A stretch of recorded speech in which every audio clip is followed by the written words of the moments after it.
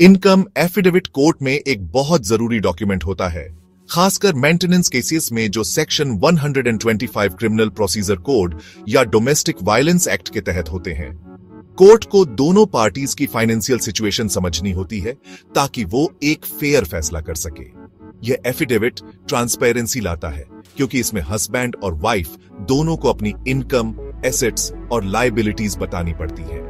इससे कोई भी पार्टी अपनी असली फाइनेंशियल स्टेटस छुपा नहीं पाती और सबको बराबर मौका मिलता है। जज इस इंफॉर्मेशन पर बहुत ज्यादा डिपेंड करते हैं ताकि वो क्लेमेंट की जरूरतों और रेस्पोंडेंट की पे करने की कैपेसिटी को समझ सके। इस डिटेल्ड फाइनेंशियल डिस्क्लोजर के आधार पर कोर्ट एक रीजनेबल मेंटेनेंस अमाउंट कैलकुलेट कर सकती है।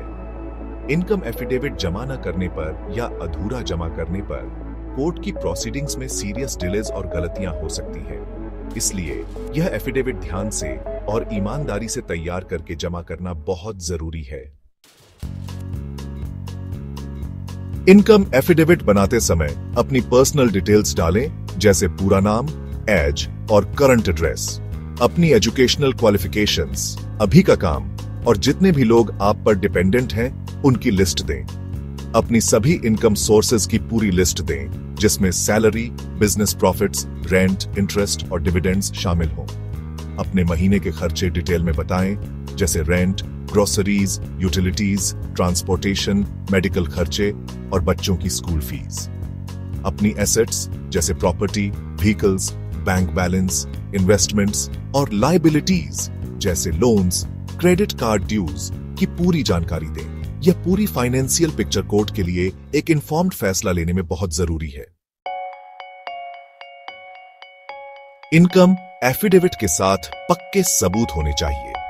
पिछले कुछ महीनों की सैलरी स्लिप्स और अपने एम्प्लॉयर से एम्प्लॉयमेंट और सैलरी कंफर्म करता हुआ लेटर लगाएं।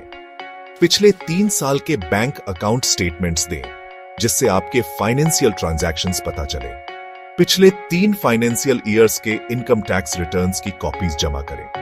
Property deeds, loan sanction letters, credit card statements और इन्वेस्टमेंट्स और इंश्योरेंस पॉलिसीज से जुड़े डॉक्यूमेंट्स भी दें। पूरे डॉक्यूमेंटेशन से आपका एफिडेविट मजबूत होता है और कोर्ट को बहुत मदद मिलती है।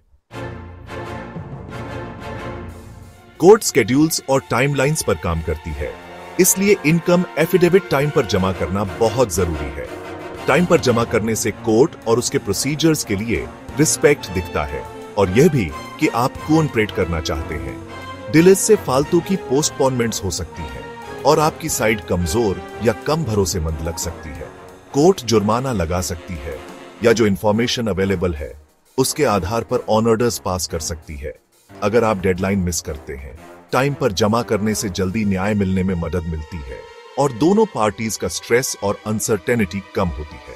इसलिए अपना एफिडेविट दिए गए टाइम फ्रेम में तैयार करके फाइल करें। इनकम एफिडेविट कोर्ट के सामने दिया गया एक शपथ पत्र होता है। झूठ बोलना या गलत इंफॉर्मेशन देना एक सीरियस ऑफेंस है, जिसे पर्जरी कहते हैं और यह इंडियन पीनल कोड के तहत सजा के लायक है। कोर्ट पर्जरी के लिए फाइन लगा सकती है या जेल भी भेज सकती है।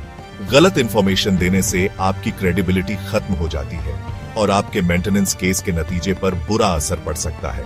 अगर झूठ का कोई नया सबूत सामने आता है तो इससे मेंटेनेंस आर्डर बदला जा सकता है या तय हो चुके केस दोबारा खुल सकते हैं। हमेशा अपने इनकम एफिडेविट में सच्चे और ट्रांसपेरेंट रहें ताकि गंभीर कानूनी नतीजों से बच सके।